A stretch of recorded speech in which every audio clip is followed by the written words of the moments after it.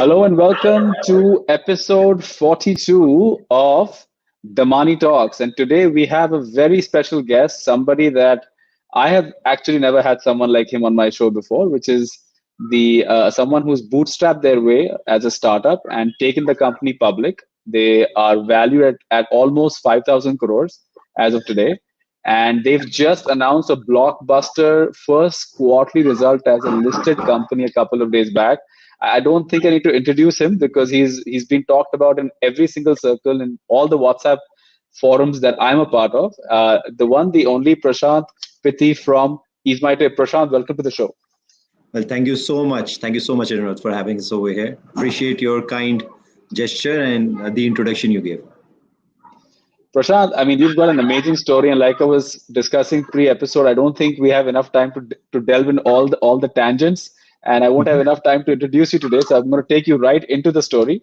But Yeah. I'll just mention a couple of things here that you know Prashant launched EaseMyTrip, and most people may not know this, but that EaseMyTrip actually has not raised any outside funding at all. They have been completely funded by the customer. They currently valued they're like a $700 million startup. I would put them in the same league as Zerodha for financial services, EaseMyTrip for travel, because both companies became massive just on the back of their service and their customers. And today the whole point of getting Prashant on board today was to discuss how you build a startup, right, in a very Yeah. tough and crowded space, in a tough environment, and in a place where everybody else has burnt hundreds of millions of dollars, maybe billions of dollars, and are yet to deliver profitability. So without further ado, Prashant, I know you're an IITM grad. Were you the like was that a dream to be at IIT Madras? How did you land up there? Oh, well, to be honest, I didn't even know about IIT till my 10th standard. Oh I, wow. my one of my cousins, he gave IIT exam 4 times and, he couldn't succeed. So I asked him, what is this? Why are you, what are you preparing for exactly? Is it civil services? What is it? He said, तुझसे नहीं हो पाएगा ये IIT वगैरह है. मैं like, what do you mean by तुझसे नहीं हो पाएगा? And that's the only thing which got me interested. Otherwise, I was pretty much into sports. I didn't care so much about my studies till ninth standard. So I used to be a very mediocre student. Third rank, fourth rank, third rank, fourth rank was never in first. The first two ranks are the ones which are coveted, right? Right. And I was happy there. I was just happy to be in sports. So he told me कि नहीं हो पाएगा छोड़ दे कुछ IIT चीज होती है. I'm like okay fine. Hold my beer. Good one. So then I dedicated to it, and then for 2 years I prepared, and I cleared IIT. My rank was 358 in the first attempt, and then me and my father, we went for counseling, and in the Acha. counseling, according to my rank, I could have gotten electrical engineering Delhi as well, but I wanted to be as far away as I could from the house. So I decided, okay, so Chennai it is, and that's where I did my electrical Wow. engineering. Man, that's amazing. And like you said, you just did it on a whim. It wasn't even like, I know kids who think from the sixth standards or the fifth standard onwards, ki No, IIT no, jana hai. none at all. I was introduced to it just after my ninth exam. That was the first time I even heard the name IIT, to be honest. Wow. And what was your degree that you took at IIT? I studied electrical engineering, BTech electrical engineering over there, Acha. and I And barely then managed to to pass through it. and when did you know when you graduated, right, that you would like less than uh less than 15, 16 years later would be one of the most valued travel startups in the country and owner of a listed company? Well, this was for sure. So I'll tell you that how did I come up over here? Just after the graduation, all my friends were applying for. They all gave their GREs and other things to basically apply for MS in the US, right? Correct. And I was like, what's the point of doing it? They're like, the obvious answer is most of the IIT Madras graduate at that time used to basically go abroad to further studies and then probably settle over there.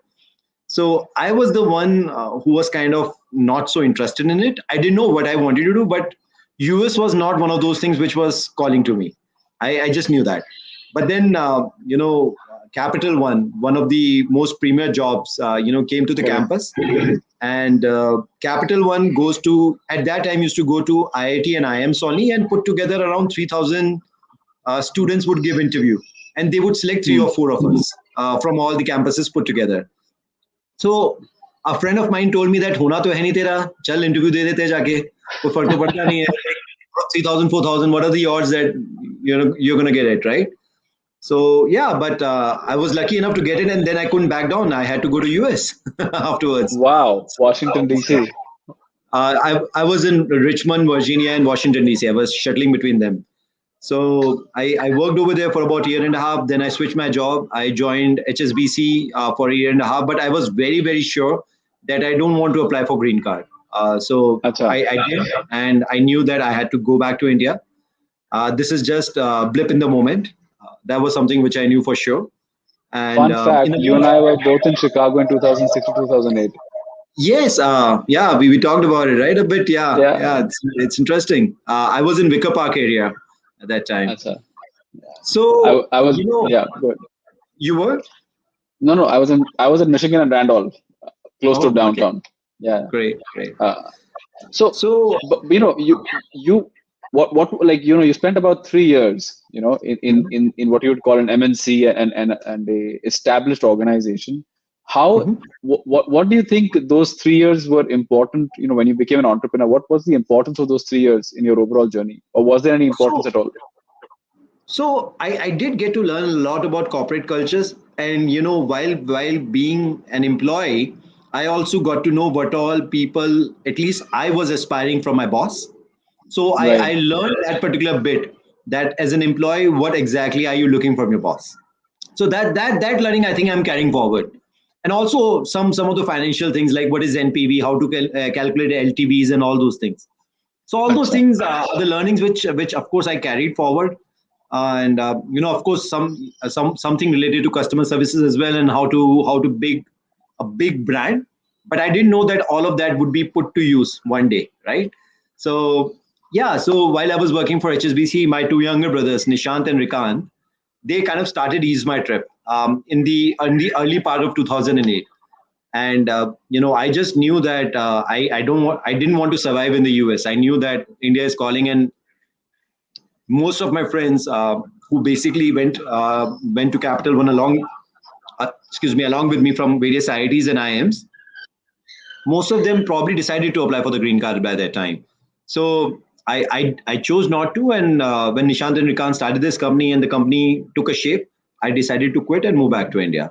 That's how the journey began. And I think the reason why your younger brothers started the company, there was a personal episode that took place, right? Yes, And yes, if you could yes, share with us, why did you guys start Ease My absolutely. Trip? So this is very interesting. So basically, my father, he was conned by a travel agent, and Okay. he didn't he my brothers, they got extremely pissed because they could see the rates on the internet and stuff like that, right? And they thought that there are so many travel agents who might be conning regular people like this. So actually in 2007 they started a travel agency with Acha. the name of Duke Travel Agency. This was all the Okay. business began. We began as a Duke Travel Agency. The name of the company was Duke Travel Agency, nothing related to EaseMyTrip. Ran it for a year and then understood so many pain points a travel agent goes through. Acha. And then they started EaseMyTrip to solve those pain points of a travel agent. EaseMyTrip was started by understanding the pain point of a travel agent, by being a travel agent for a year. And that is how EaseMyTrip solution was so beautiful on the day one. When you actually have felt that pain of the need for the product, then it is so much easier to create it, isn't it? Very true. So they started EaseMyTrip as a software which travel agents can use to maximize their profit. So for the 2.5 to 3 years, this is exactly what EaseMyTrip did. We were not dealing with customers at all. We started dealing with customers in the mid of 2011. Before Okay. that, we were purely a B2B company. And in the hindsight, I think had we made any other move, I wouldn't be sitting in front of you. See, that Why? 3 years, Okay. Huh. those 3 years, we were not competing against Make My Trips, Yatras, or Clear Trips of the world.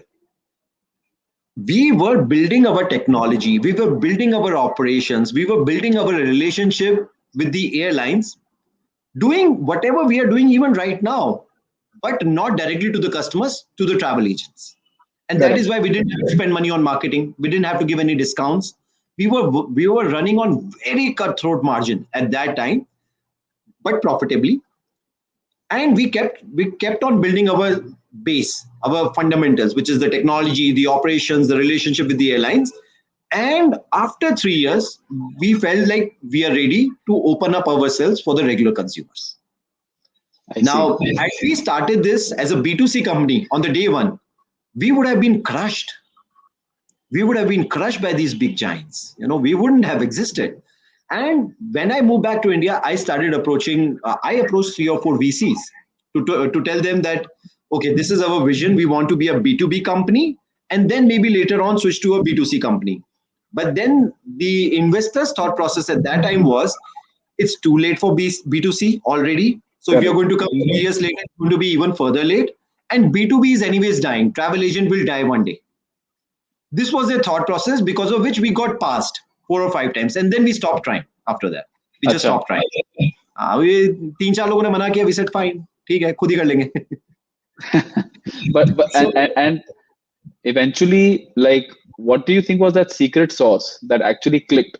Like, even when you went B2C, what was the secret sauce that, because even when you went, let's say in 2011 12, Make My Trip and clear trip and Go Vivo, I mean, these were all very well Yatra, funded everybody and was yeah, correct, very well funded and growing big, right? But what was the correct, secret sauce that you brought to the table that was that, even for the customer, segregated or created a USP compared to everyone correct. else? So at that time, we analyzed that what is one thing which we can do absolutely right, which all others are not doing. And at that time, we realized that everybody else is charging convenience fees to the customers. Hmm. Now, we all get, including them, we all get some commissions from the airlines. And see, from our perspective, we were getting commissions from the airlines. Let's say we were getting 6 7% commissions from the airlines. We were keeping 1.5% for ourselves and passing the remaining to the travel agent, right? At Got it. that time. Okay. So we learned how to manage our business in 1.5% commission at that time. Hmm. And then we thought that, okay, let's open up EaseMyTrip.com for regular consumers. Okay. And at that time, we saw everybody else was charged over and above the commission they get from the airlines, they were charging convenience fees. So we thought that, hey, what's the point of charging convenience fees? Ab to jo 7% airline se aa raha, wo to sara hamare paas hi rahega. What's the need Correct. for us to charge convenience fees? See, we did not make operations as heavy as they did. We made Hmm. our operations as per the business environment of a software company which is selling software to the travel agent in a way, right? So our operations were extremely lean at that time. We were doing business of about 300 crores in the middle of 2011, just And for the this is travel all agent. bootstrap. This is all bootstrap, never raised any money. This is all put together. By that time, we must have put in, no, we started with 5 lakh rupees investment. And, we may have put by that time about 40 50 lakh. We took some loans. And on the basis of that, we reached till 300 crore turnover. But that turnover, to be honest, wasn't that difficult. We were dealing with about 2,000 travel agents. We were not dealing directly with the customers, right? So these were the customers Acha. of a travel agent. So, but the business was about 300 crores. And because of that, we developed deeper relationship with the airlines. And we thought that, hey, what's the point of charging these convenience fees? So from the day one, we didn't charge convenience fees. And even till today, we give customers an option not to pay convenience fees. So it's been 11 consecutive years where customers have tried and tested EaseMyTrip multiple times to see that we usually come cheaper compared to our competitors because we don't charge convenience fees. On This an convenience overall fees, basis. Hmm. yeah, this convenience fees is not a small amount. It's basically, at that time it was 150 rupees per passenger. Right now it's 300 rupees per passenger. So it's a 300 multiplied by 4 passengers if 4 passengers are flying. So it's a 1,200 bucks Correct. in that sense, right? So This is what we have kept as a strategy from the day one till now. And actually, it's not just about money, if you think about it. This convenience fees portion comes in the very last leg of your booking. First, you select your flight, you select your seat, you select your meals, you add your baggage, you enter your name, you enter your co-passenger's name, mobile number, email address, blah, blah, blah, blah. And then you see a payment page, payment gateway page, and then the convenience fees portion comes in. And by that time, it's too late for the customer, right? Hmm. So customers, we are providing them a feeling that they're not cheated at EaseMyTrip. See, a cheating is a cheating, whether it's 1 rupee or 1 lakh rupee or 10 crore rupees. I'm sure you can also relate to it. Yeah, very So, true. so this is the feeling for which customer feels like at least I'm not thugged at EaseMyTrip. Whatever price they show Hmm. in the beginning is the price what I end pay. They don't revise the price just because I'm logged in. Hmm. So because of this, our repeat transaction rate is 86%. How do I define 86%? Over the period of 2.5 years. See, a regular middle class Indian travel once a year, right? So we have taken a period of 2.5 years. Over the period of 2.5 years, if there were, let's say, 100 customers who have used EaseMyTrip, 86 of them would have at least made two transactions on EaseMyTrip. 86 of them would have made at least two Wow. transactions. So we have created a virtuous cycle because of which our company click. The virtuous cycle is we have kept our operations extremely lean, extremely frugal, because of which we can afford to not to charge convenience fees. And because we don't charge convenience fees, we get users via word of mouth and users retain with us. And because of this, we don't have to spend much money on marketing. And then again, our operational expenses are reduced. Yeah, So I this is understand this. The entire team is about less than 400 people, that is correct. We have 370 people put together. 370 people. Wow. And currently you're the top airline booking agent So we are in the the second country. largest. We are the second Okay. largest for air ticketing booking. Of course, Make My Trip is above us. Yatra, Clear Trip, and all we have left them behind in this. When you were looking at, let's say, all throughout, and maybe even 2015 was a very big funding moment in the travel industry. Oyo became big, and then suddenly you had all these guys raising hundreds of millions of dollars. Did you at any Mhm. point feel maybe we need to go back to a VC, we need to raise money, like, So, or how are they so raising money and why are we not? correct. And I'll be very honest, those kind of insecurities kept coming in. All over the period of time, when we see big headlines of this person raising so much money, this person raising so much money, and also the insecurities and also the doubt that if this person is going to have so much money, how are you going to beat them? How are you going to continue to Hmm. beat them? Right? So all these things kept on coming. And for the in 2008 when we approached them, we didn't get much headway. But afterwards, we did we got approached by quite a few VCs over the period of time. Acha. We got approached by quite a few VCs. But the deal which we usually were getting on the table is not something which we could understand. See, Okay. we In what were way? growing at 50% year on year, and we were growing profitably, right? Now, in this way, when a VC comes to us and say, "Hey, if I give you $20 million check, how are you going to use this money in 1.5 years period of time?"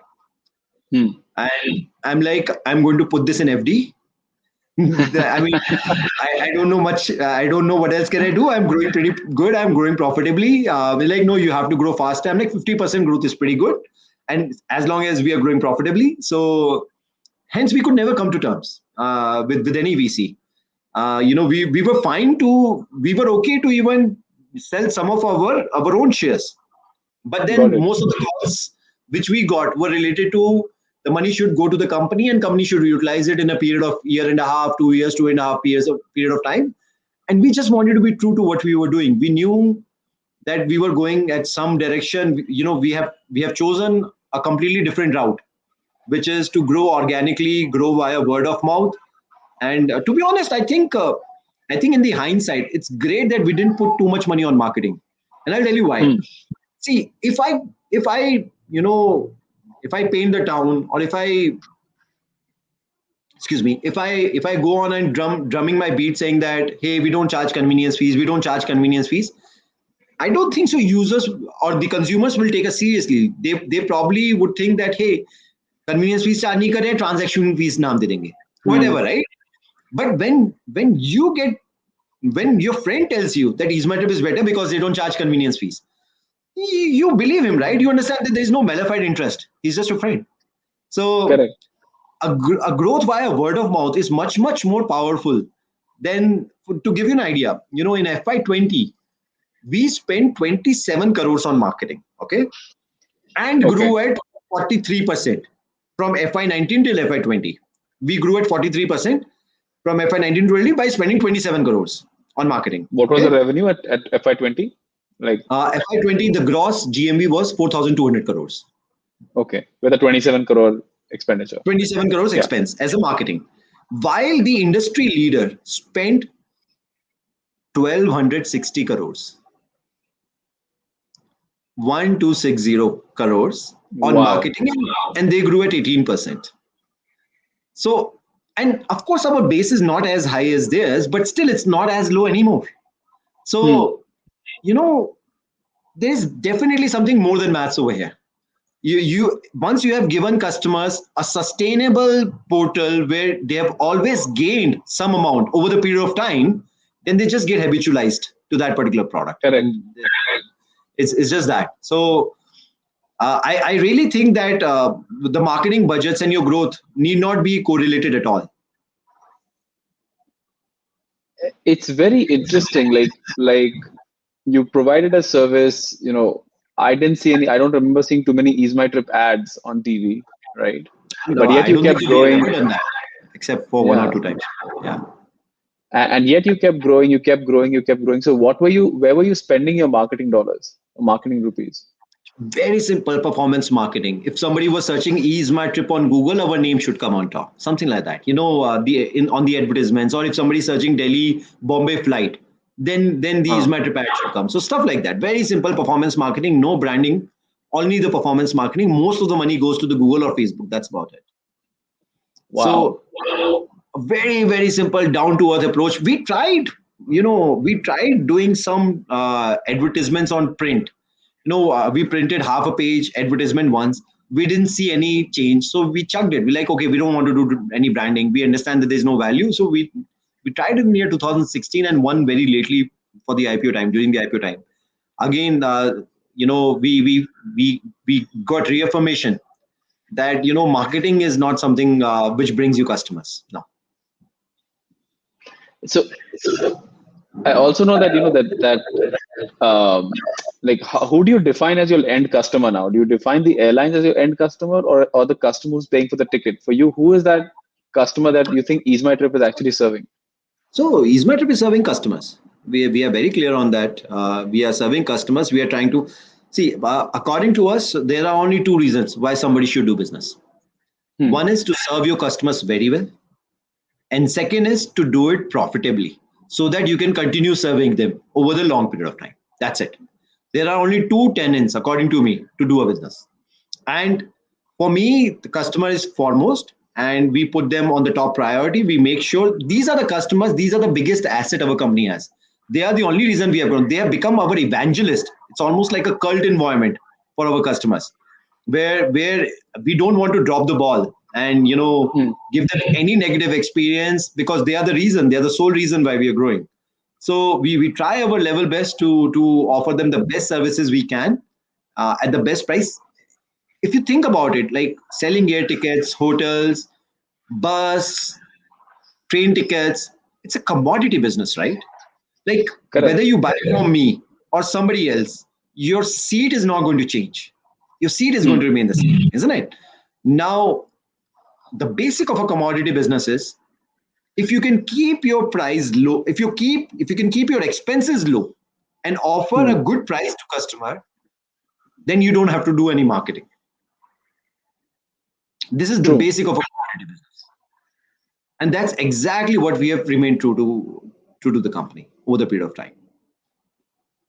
I also realized that the CSR is very well regarded at EaseMyTrip. I believe you've done something with empowering the frontline agent, right? And that Yes. has led to a massive change in the customer experience, because usually experience with customer service has not been great. I mean, that's one of the pet peeves regardless of whether you're dealing with an airline or an OTA, right? Mhm. Usually that is a pain point of an experience. Correct. But Absolutely. and I think you figured out a way to solve that. Like, what was the issue and what were you solving? So basically the problem. Okay, let's talk about how many times customer actually needs support. A customer needs support when he is trying to reschedule his flight or cancel his flight, right? Correct. And when does a customer reschedule or cancel his flight? There must be some distress, right? Or change of plan that must have come because of which they are canceling or rescheduling their flight. Now the customer is already in painful situation, and Hmm. it's our job for, and this happens only 10% of time. 90% of time you just book the flight ticket and you fly, and you don't need any Yeah. service. Only 10% of the time you need a service, and that too is your stressful time. Now, we understood that this is the time where most of the companies are focusing on the 90%, but not the 10% time when the customer. But if you take this 10% over a period of long time, then almost everybody has fallen into that category once, right? So True. imagine if you're using EaseMyTrip over the period of 5 years, you might give me only one opportunity to serve you, right? And True. hence I must do my level best to serve you at that time. Now, at that time, we used to pick some calls randomly ourselves as well, right? And we, just to understand what the customers is going through. And at one time, we understood that mostly the customers are in distress situation at that time. They are asking for an exception. They know by the rules they may not get money from EaseMyTrip because as per the rules, the cancellation charges are so and so and so, right? It's the standard practice. Airline takes True. some cancellation charges, all the companies, OTAs take some cancellation charges, and then you refund. So we realized that whenever a customer is in a distress situation and they've made some special plans for themselves, like they want to go on a honeymoon, or it's an anniversary, or they want to surprise somebody, in those Hmm. special cases, and if they have to, and since it's a special case, they are not regular flyers. They've actually taken a lot of brunt, and they might be overspending for that particular occasion. So True. in those cases, we realized that we must do whatever best we can do. But the thing which has happened was, let's say a frontline executive, he picks up the call, and he understands the situation that it was my anniversary and I can't go because of blah blah blah reason. My husband is sick. Can you please can you please request airlines to not to charge me cancellation fees, right? Now that Okay. person will tell their manager, and then their manager, or EaseMyTrip also to let go of the cancellation service charge which we charge, right? Now we found that the intent was lost in the translation. As the hands kept changing to the VP level, the information was somebody is asking for cancellation of refund. As simple as that. Hmm. So that's the information VP would get it, and and hence the VP will deny it. The VP level will deny it, like nahi karna bhai, ye to business hai. Hmm. So this is what we did. We thought that, hey, let's make a kitty. Let's make a kitty for our sales executive or front support executive, and this kitty is going to be proportionate to our profitability. True. I will not be Okay. able to share that number right now, what that number was, but it's a proportionate to our profitability. And any call center executive can take a call that if the kitty is available, they can on the phone itself give a voucher to the customer of that amount, of that or a Wow. lesser amount. So he doesn't need to take any permission from anybody. He can just take a call right there and then from the kitty, and basically help customers on the basis of on the case to case basis, and then later So right. as you grew, that kitty also grew then. Of course, it's a function of our GMV. It's a function of our profitability. It's a it's a percentage of the Yeah, yeah, yeah. profitability. So it kept growing. So this really empowered the entire team that they can actually solve problems right on the phone, and it created a humongous amount of wow experience for the customer, which really helped build our brand. And you're very specific with your numbers. I wanted to ask you one thing, like how often, like are you the numbers guy between the three of them, like, or how often do you guys discuss numbers as founders about where the company is going? So between three of us, we have a very clear divisions of who's working on which division. For example, right now I'm Okay. handling hotel and bus. As in, besides Okay. marketing and investor relationship, I'm handling hotel and buses. Similarly, Nishant is doing some other thing. Rekant is doing some other thing. We all have our own divisions. We keep rotating as well over the period of time. Once you get bored of doing something, then you're like, "Tu ye kar le, main kar leta hu," types. So, but yeah, And how? overall, sorry. No, go ahead. Go ahead. Please go ahead.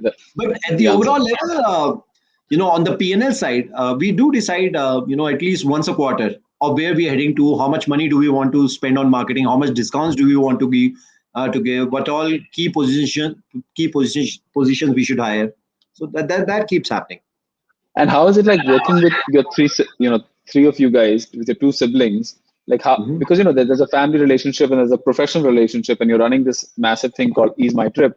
Like, and how are you guys maintaining that balance? Because, and it's very important, not just from a startup angle, but even so for so many family offices Mhm. that have people their next gen So, working together. How are you keeping yourselves together? so of course, we do have our fair bit of share of disagreements with each other. That happens all the time. Being brothers, it happens probably more often than not. I would say that way.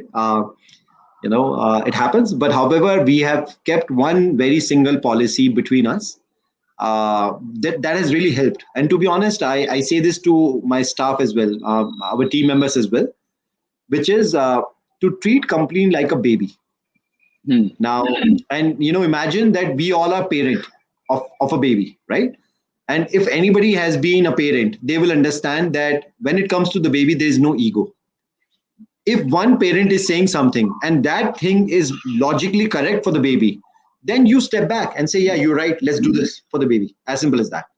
You don't experiment on the baby just because you are saying so, isn't it? Correct. Like, uh, you know for my baby, if I'm saying something and my wife says something else, and now I'm thinking she's right, then I'm going to keep my ego aside because it's the future of my baby, right? So if Correct. you start thinking company also in that perspective, that the company is a baby and you're nurturing the baby together as a parent, then the ego equations actually really really vanishes, you know and this is the best way, which we found out, to remind ourselves that we are raising a baby together, and there shouldn't be whatever disagreement should happen, they should happen because of the merit or non the merit, not because of the ego. And that's it's so amazing that how this dynamic is working out. Like, what was the role of your parents in creating this dynamic? And it's just the three of you, or do you have a sister as well? No, it's just three of us. Acha. So for us, we come from an extremely humble background, Okay. Anirudh. I would say I have spent most of my childhood in one room where it was five of us. So, we come from an extremely humble background. Our father was a businessman, but he made sure that we had whatever comfort he could provide. But we come from an extremely humble background, and this was always there for us in our minds that we are going to stay together thick and thin, and that feeling was there since forever. And as a parent, I think what we have seen from our father is that whether we have had bad days or good days or mediocre days, it was never a day when somebody had to call my father to, since he was a businessman, there was never a day when somebody had to call him for the money. He may be calling a lot of people to get the credit which he has given back, but as soon Huh. as he get any money in his hand, he would be the first one to just go and distribute it and not let anybody call him. So this was one of the things which we really really learned very, and it's imbibed in our DNA, that we should do our business with as much as integrity we can, and we should not let anybody follow up for the money, for sure. That if somebody has, this is just the way we grew up. So in that sense, COVID-19 first wave would have been quite a deep impact on the overall business. Oh yeah, we didn't know what we were, what was coming right at that time. In fact, for us, it was a double whammy. We were almost about to IPO. Our Hmm. initial IPO plan was March 2020. And this March 2020 date was set in December 2018. So from December 2018 till March 2020, we were preparing for the IPO all this while. And February 2020, January 2020, we hit the road. We met investors. We got blockbuster response from the investors, and we were about to IPO. And then COVID happened. So it like put all the efforts it actually screwed up all the efforts which we put in for almost about a year or slightly more time frame. Wow. So we took a call at that time that we will postpone the IPO indefinitely. I called up the investors I met who wanted to put in money. I said, like, hey, it's written on the wall that the COVID is coming in India, and we can't go out, we can't go public in such murky environment. So I took the call. I made the calls to most of the investors and told them that we are postponing this indefinitely. And then in December 2020 came. The COVID wave was down. It was almost like business as usual. The numbers almost came back to pre-COVID level. And then we thought, okay, let's fiddle with the idea of going back to the investors, and we again got phenomenal response from them. They're like, yeah, let's go for it.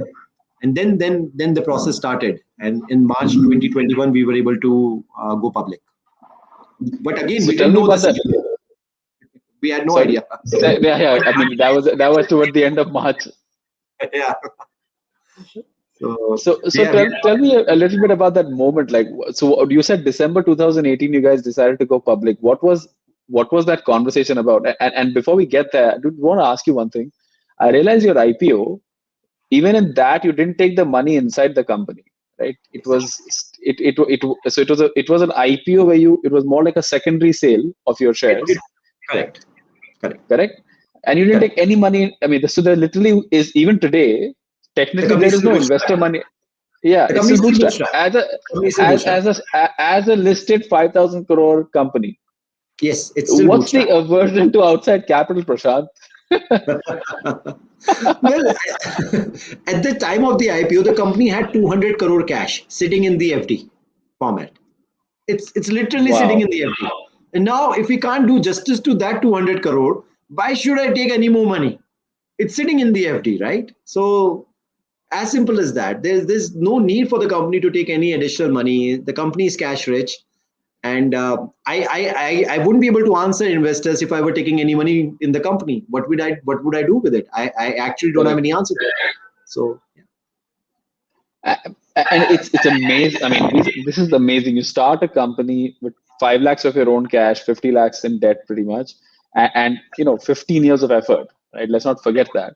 And you create 200 crores of cash on the table, and obviously, even if you count the IPO proceeds, it's a pretty hefty sum. But you still own 75% of this company. It's still your company, right? In every sense of the word. Yes, you have outside investors, but like for the startup founders listening in, right? This is a completely alien concept, right? This is like, how do you do this, right? And I want to, like, if somebody's starting out, like, what would you tell them, that should they not go out and raise capital? I know you become an no, no, angel. no, We'll no. come to that story as well. I Yeah, wouldn't, I wouldn't, but I wouldn't say that at all. See, VC money is a great money to solve your teething problems. It's a great money to solve your initial problems, but you cannot develop a habit to use that money as a part of your P&L. hmm, That is my take. VC money is a great money as long as you're solving your teething problem for first 3 years, 4 years, 5 years, to basically get to some place while you're figuring it out, right? And my take is that just because there's so much of abundance of VC money, you should not exploit it by doing a lousy job of not managing your P&L. I, in the meantime, started another company, Near Group. It started as a hobby. I was able to raise money from the US. There were some US based investors. I'm not going to get into why it didn't, there was some problem with the Facebook because of which, it got killed in the middle. Otherwise, it was going somewhere. But anyways, I knew that company is, for that company, I would not be able to manage the P&L unless I got get it. another route. And I just chose not to. I said, I knew that with that money, if I can make a sustainable business, I'll continue. Otherwise, I won't. and that company is basically getting shut as we speak. Wow. And so let's talk about that moment. So you decide in December 2018 we're going to go public, right? No, it was it, And it wasn't it wasn't that we decided that we will go to public. I'll be honest. It was a Acha. couple of bankers, investment bankers, who approached us, and they put ideas in our head, like hey, you're cash rich, and you're an internet company, very unlike combination. Why don't you go public? I'm like, tell me more about it. And they're like, you need to be profitable for the last 3 years. There are some criterias which you clearly meet, and you seem like a great candidate to go public. I'm like, do you think so? He's like, yeah, for sure. I'm like, fine, let's talk about it. I'm like, okay, we don't need money in the company. Like, that's fine. You don't need to take money in the company. I'm like, sold. Let's talk about it. And that's how the process. And so so FY18 is basically, or FY19, sorry, is when this whole conversation started about going about this IPO process. So and I mean, I'm absolutely sure your father's a very proud father of having you guys create this company. But what was that moment like when you finally got investor interest? 1 year, मतलब IPO भी एक साल आगे चले गया, right? I mean, all the trouble you could have has happened. You were in an industry hit hardest, still struggling. I would say 90% of the players are still struggling today, right? And you do an IPO, which is also a blockbuster IPO, right? And you go public March 2021, right? And overnight, each one of you guys is worth over 1,000 crores, right? Even if you just divide it equally between each one of you guys. What was that moment like? Like, to look at each other going, you know what, dude, you know what? Like 15 years some kaam kar rahe hain, and here's the result. Is we're worth so many zeros, you can't put them together in an Excel sheet in an Excel cell. So what was that moment like? To be honest, the money is not something. Many people I meet these days saying that, hey, why do you even look worried? You should be so calm. You should be so relaxed. What's making you worry now? And to be honest, nothing has changed. I really, really mean it when I say nothing has changed. We thought that things probably will change, but nothing has changed. In fact, now we feel slightly more responsible towards the money which we have raised and to the shareholders. Last 3 days of my timelines were extremely jam-packed, meeting various investors, media, TV interviews and whatnots. And to be honest, we just feel a little bit more responsible. And this money thing doesn't even come to our mind. To be honest, beyond a certain number, money doesn't even matter. After it's just another zero, and it doesn't really matter. What matters, what's firing us up right now is that, hey, I'll give you some numbers which you may be able to relate what we are feeling. I'll compare ourselves with the industry leader. Okay. Okay. So in FY19, industry leader was 5.6 times bigger than us in selling air tickets. Okay. In FY19. In FY20, they remained 4.2 times bigger than us in selling air tickets. In FY21, which we just concluded, they were 2.7 times bigger than us in terms of selling air tickets. So from 5.6 to 4.2 to 2.7 as per their financials, right?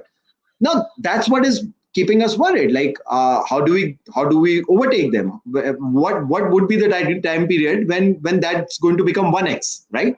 Is what we're looking forward to. And that's what keeping us charged. Or 0.9x for that matter. So but there is a moment, right? I mean, at least because I've gone through a bit of it maybe in the last 2-3 weeks, that you're hitting a target, and you're working your tail off, right, to get that target, and then you hit it, right? So when you have that moment, like you look around and you say, you know what, guys, we've done it. At least we've reached. I understand what you mean. So I'll tell you what happened. So on 8th of March, our IPO was supposed to open up, right, for public on 8th of March. Now 8th of March happened, okay, and we thought, okay, aaj acha hua. So many people have subscribed. So our IPO was oversubscribed by 159 times. We were raising 510 crores. However, in our escrow account, almost about 50,000 crores came in the escrow account. Wow. So almost all of it had to go back. We wish we could have kept more, but nahi hota wo. So, एक महीने का you interest ही ले लेते तो भी ठीक, तो भी चल जाता है. अरे हम ये सोचे थे कि HDFC बैंक ने तो 12 दिन का इंटरेस्ट ले लिया, इसका मजे ले लिए. So, Absolutely. anyways, you know, we the day on the 10th day when we realized that 159 times our IPO was oversubscribed, we didn't know how to enjoy that moment. We really didn't know at that time. And the only thing we did was we bought some toys for the kids. We live in a joint family. We all three live together. So there are 5 kids Wow. in the house. So there are 5 kids in the house, and the only thing we knew how to enjoy that moment was to bring some toys for the kids, and that's all we did. And we just ate at home. It was just like the moment settled in very quickly. It settled in a matter of few hours, and then we just forgot about that episode. I have to talk to you about that a little more deeply because there's a moment that we're also going through that we need to put in the past. And so, I mean, if you now let's look back at this journey, 15, 16 years. If you could do it all over again, right? And what would be two things that you wish you would have done earlier or faster or better in the last 15 or 16 years? Sure. So, EaseMyTrip only had one near-death moment. That Okay. was in the month of September 2008. I just moved back from the US to India, and one of the travel agents to whom we were serving, he basically used fake credit cards to make tickets worth of 26 lakh rupees, and we lost that 26 lakh rupees overnight. Like it happened overnight, and Wow. you know, it was like at that time I was sure that I made a mistake and I should have not quit my job and I should beg my boss to go back to US again. And but the sanity or insanity prevailed, and we said, okay, fine, let's try it one more time, and let's make sure that this does not happen again. And we did make sure that doesn't happen again. So I guess I'll go back to that night and make sure that we don't get caught for that 26 lakh rupees. Save the Yes, 26 lakhs. I will say that But way, but that still pinches, that moment still pinches. So, But the good thing is, both of these events, your father getting conned and obviously this second con. I mean, if your father hadn't gotten conned, I don't think Ease My Trip would have oh yeah, existed. But वो pain point no, ही नहीं no, we आता ना. wouldn't have even known about this line. We wouldn't even have, my brothers wouldn't have tried Duke Travel, travel Yeah. agency, and we wouldn't be sitting here for sure. But this con didn't really help us as much, we wish. But this was like a near-death experience at that moment, where there was a lot of disappointment within ourselves, within the family, for what has happened. But yeah, that's definitely one moment where we would go back and change the time. So tell me, how does the Pitti family actually travel itself, right? How do you guys take vacations? Because it's a joint family, everyone's in the same business, you know, like how do you decide where to go? And what are the Well, conversations like? Are you guys always discussing train tickets and railway tickets? Sorry, train tickets and airline tickets at the dinner table? How is it like? so I guess yes, I would say that the family, since the entire family is running one particular business, more often than not, or we may want to control those conversations, but it happens naturally. Over the dinner table or in each other's room, we talk about business most of the time. Even though we try to limit that conversations, but it happens. It's a matter of fact. For our travel related thing, we being in this industry, we kind of know a little bit about travel. So, you know, it's something which I we all actually have different taste. I my taste is personally to go in extremely offbeat locations, where for miles you I may not be able to see anybody. Those are the kinds of locations where I would want to go. My two younger brothers, they are more of a city person. They want to enjoy, they want to Acha. club, they want to party. So, but sometimes I pull them along, sometimes they pull me along. So that's how we travel. And where do you see now? Where do you see Ease My Trip in the next 10 years, right? You finished 15, 16 years, you've got a 25-year anniversary in about 9 years from now. Mhm. So where do you see that, right? see So yourself we as a tech? actually did our 13th anniversary, only a few days ago. So Acha. So you're another 12 years. Yeah, halfway there. another 12 years. Yes, abhi aadha ho Yeah. gaya. Yeah, I mean, being a public company, I don't think so. I'm allowed to talk about where do I want to see myself in 12 years from now. My aspirations are very high, but if I say those aspirations right now, I think SEBI is going to come after my life. So I may not be able to say it. But But as yes, as as, as EaseMyTrip, like, are you looking at, like, if you think about 12 years from now, do you continue to be in travel? Do you expand? What do you think would be the so next there step? is so much on the table right now. There is certainly Acha. so much on the table. I think this is just the beginning where we are at. Basically, our market share in air segment is somewhere around 7.5% right now, Okay. which can grow phenomenally. Forget about the hotel, holidays, bus, train, where we are really at the beginning in all those spaces. But in the air segment itself, we are at 7.5%. And then there's so much of international market to capture. So honestly speaking, I think we may not get time in our lifetimes to do anything else beyond this. This itself, and I think it's good that we are focused on this and we want to continue grow in this space. Just because you know with every this is a great responsibility as well on our shoulder to actually make the change which we can by sitting where we are sitting right now. And have you also taken up any interest in angel investing and supporting other startups at a personal level? Yeah. I'm doing a few bit whatever I can. It's something which I'm looking for good companies who could be the next EaseMat if it's possible.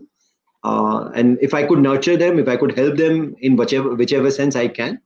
So I'm trying to find some companies. Yes. So does it have to be a travel? Because there's a lot of No, no. founders who are listening in. Does it have to be in travel? What's the things you're like? If there was three things you're looking for, what would be those three things? Well, first and foremost, it has to be the founder, right? The everything revolves around the founder. If the founder is strong, they'll find a way to survive, to thrive, to excel. So first and foremost is the founder. The very basic reason why the founder is actually doing it. That Right. makes a lot of difference. Has founder himself faced that pain point or not? That's something which is very close to me. I really look forward to the founder who has actually felt that pain for what they're Got it. solving. But And the personal motivation, the passion for the that has to be personal very high. motivation, correct. Yeah. The personal motivation has to be extremely high. It should not be a me too thing. It should not be, okay, let's do it if we can. It should be that I know the reason why I'm doing this. That's the foremost important thing. Then the second thing is the deeper understanding of the consumer psyche. Hmm. What exactly is a customer who's looking for my company? What is one thing which I'm selling to the customer and I must do it absolutely right? Is that understanding there with the founder or not? And then the other things which fall into places automatically. And what is, like, when you look back at your journey, right? And I asked you your challenges or something you could have changed, but if you had to identify that in 15 years, 16 years, 13 years, sorry, running this, uh, what's the one thing that put me in this top 0.10% of Indian companies, right? Like, I think the thousandth largest Indian company is about 400 crore market cap. You're at about almost 4,500, 5,000 market cap. So you're pretty much in the top 200, 300 companies in India today, right? What do you think was Really? one thing? Yeah, yeah. I I didn't know mean, that. I know somebody who's at the thousandth ranking, and the thousandth ranking is about 450 crores market cap, Okay, right? okay, So you're 10 times of that. So you're probably in the top 500 companies today in India in terms of all right. market cap, right? And again, I'm talking publicly listed. I'm not talking about private right now. Oh, yeah. Okay, Uh, that makes sense. yeah. Hmm. So what? But obviously that's a very small subset. I've done when I looked at the research when I was going through my own journey, like less than 0.50% of Indian startups or any Indian company actually goes public. Less Mhm. than 0.50. So you're already in elite league when you're public, and in that, if you're in the top 10%, top 90th percentile, right? So it's even rarer. But what's that one thing, if you have to go back and say, no, this one thing is the reason I'm here today? What would that one thing be? See, honestly speaking, it's very hard to pinpoint one thing for the as a cumulative. I think it's a accumulation of small things which has yielded the big results. It's a accumulation of small things done right at the right time. And also, I won't shy away from saying that it's not that we were so super smart that we knew from from our school days that we will start this in year 2008, and in 2011 we will pivot to B2C company, and we will start this. A lot of things happen by being there at the right time at the right place. So it's like, had we not pivoted from B2B to B2C in 2011, for sure this would not have happened. Travel agent business is dying, right? We all know Yeah. that. So had we not pivoted, had we not figured out a way to not to charge convenience fees and remain profitable, had we not remain as frugal as what we are right now, it's accumulation of a lot of things which has yielded these kind of results for us. But I think there is still much more to be done. I really think that we are only in the beginning of what our true potential is. I feel it's like what I get from what you're saying is like being flexible and adaptable to what happens in your Correct. environment and being able to Correct. respond to that. That has been the key, because you never knew where you're going to go. Because when you look back, Absolutely. it looks like a very linear line, but it really Yes. hasn't been as linear as it looks, Hasn't. right? Absolutely. It is not linear line. So to give you an idea, from 2011 till 2015, it's not that we were growing astronomically. From 11 till 15, the growth was very slow. But we were able Achha. to survive that slow growth because we were focused on B2B business. No, we were still doing B2B business, right? So B2C एक तो एक channel है जिसके through जो आ रहा है ये thought process था, जितना हो रहा है बट B2B चल रहा था उस टाइम पे, B2B was doing okay. So from 11 till mid of 14, in fact, I would say not even 15, mid of 14, our B2C business did not grow as fast. Customers came in, they saw we didn't charge convenience fees. किसी ने किसी को बताया, किसी ने किसी को नहीं बताया. थोड़ी और बुकिंग बढ़ गई, थोड़ी और बढ़ गई. We were growing probably at 15-20% on year basis. On 16 onwards, we started seeing change dramatically.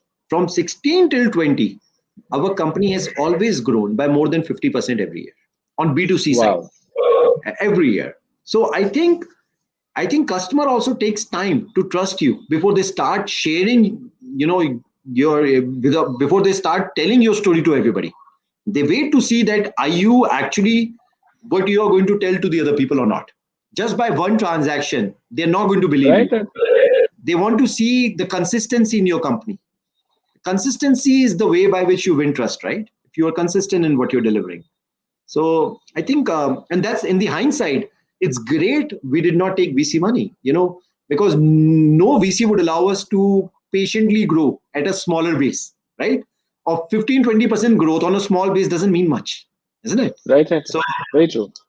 so I think in that sense, in the hindsight, it worked out very well for us. The way it did. No, this is so interesting. I mean, I didn't even realize we made it an hour, and we've not had a chance to take any audience question. I don't even know if I'll have a chance to take an audience question today. But I think I had one last question to ask you. If people want, if a founder here wants to reach out to you and wants to pitch their idea to you, right? Because you're also investing now. What's the best way to get in touch for them to My get in touch? email address, prashant@easemytrip.com. So guys, Prashant, EaseMyTrip. If you want one of the, like I said, the 0.10% of Indian founders out there to look at your company, Prashant at easemytrip.com. You can email him out. I will take any questions that you have. We're going to go through rapid fire. I've already taken Prashant's time. I know he's had a very full last for 72 hours. So we'll take him through rapid fire. If we have a chance to take a couple of questions, we'll take that. But so do put your questions in the comment section. But until then, Prashant, I'll take you quickly through rapid fire. As you know, rapid fire is just about 10, 12 questions. I'll just shoot them out at you, whatever first comes to mind. You're expected to Oh, blurt it okay. out, right? Oh God, And I hate yeah, this. unfortunately, there's no hamper at the end of this, but we will have some fun with this. All right. So I think the first question, and all the odd one to ask you, but I think it's a very important one. is that one piece of advice you would give to founders about fundraising? Oh, okay. Research. Read about the person you're going to pitch, and if you can make a personal connect, then your story will be much more reliable for the investor to read. If the investor knows that you have done a due diligence on whom you're approaching, that means you probably are doing due diligence in your business as well. Oh, that's a very, very important point. If you've done due diligence, yeah, that makes a lot of sense. Wow. Very well put. Second question, it's a Peter Thiel question, right, from his book Zero to One. One thing that you know to be true, but very few people agree with you on this. One thing that I know to be true, but very few people agree. Wow. I should think more about it. I don't think so. I have an answer for that right now, because I That you think can whatever create an I think Indian most people startup agree without with. raising money. That you can create a 5,000 crore company without raising money. Uh, yeah, I mean, you could say that had this plan not, but if we had not reached where we have reached, a lot of people would have thought we are fools that we let go of so many VC offers, isn't it? True, true. Yeah, Very true. yeah. I mean, We got a lot of opportunity in the meanwhile, which we couldn't take because of the ethos the we were terms. following. Yeah, Yeah. the ethos we were following. So had this not panned out the way it did, a lot of people would say, like, look at them. They got so many And actually, opportunities. and honestly, I have seen, Prashant, at least in my experience, I've seen startups and I've seen founders who've actually changed their entire ethos because they need, because somebody dangled a 25, 30, maybe $50 million check in front of them, and suddenly you Yeah, change the entire company for that. correct, And correct. till date, I don't think any of those companies have actually worked out, right? Because Yeah, if I mean, it never does. You can never retrofit your business for the money. correct. It doesn't work that way. The business should be the core, and money should be fitting in the business, not the business to be fitting in the money. It's so true, so true. And when do you get your best work done? Are you a morning person or a night person?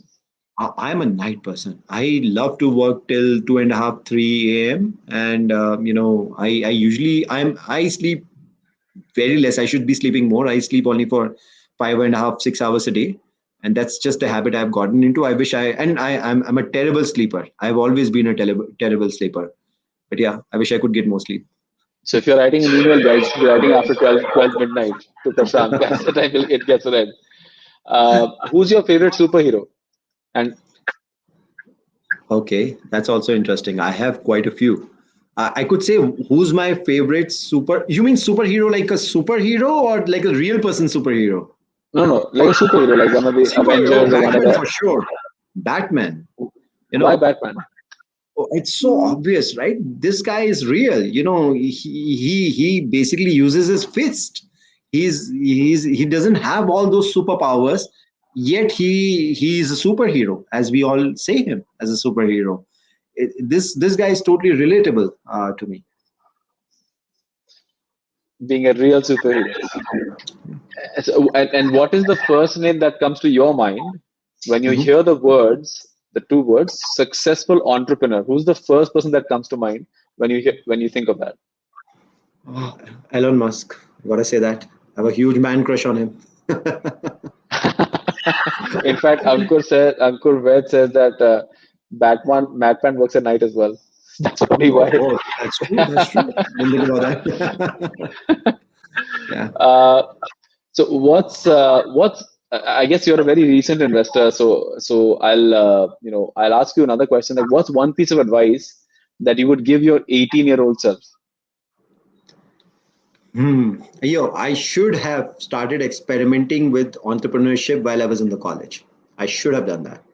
I, I just didn't know so much about entrepreneurship at that time, and I wish I did. And for the 4 years in the college, while I was doing so many of the things which I shouldn't have, I could have done some experimentation with entrepreneurship at that time. Surely. And I mean, and IIT Madras has an amazing list of companies coming out of it. And are you now going back to your alma mater and looking at supporting companies out of there? So, to be honest, I haven't done much of angel investment yet. It's just that we got some monies only recently. This is only 1.5, 2 months from now, right? So, but yes, I'm in touch with few IIT Madras's or young entrepreneurs to see whatever value I can provide. Wonderful. Wonderful. Uh, what's two things that you have on your bucket list that are still not done? Okay, so one thing I did do a bit, but I want to do more of it, and I haven't done all of it yet. Um, about a year back, I left my phone, I left my laptop at home, and I stayed in a monastery in Nepal for 12 days. And Wow. I was among 300 monks, and we meditated for 14 hours a day, and that was like a really really peaceful time for me. And my goal was to basically to be a monk at one point. When during the IIT times, I did think about it a lot to become a monk. And I probably would want to do that more. I would want to do that for at least couple of months. And Wow. that's something which I get inclined to.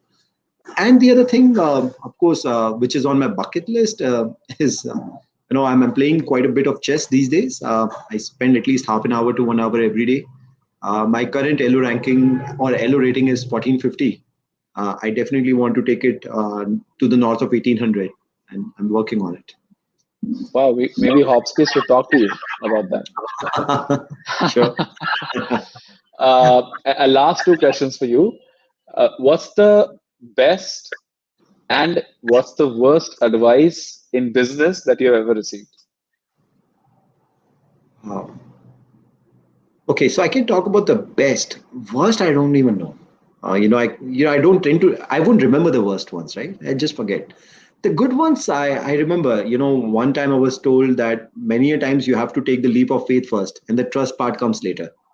And I found it to be very true. Many a times you just have to go for it, and then the trust gets built over the period of time.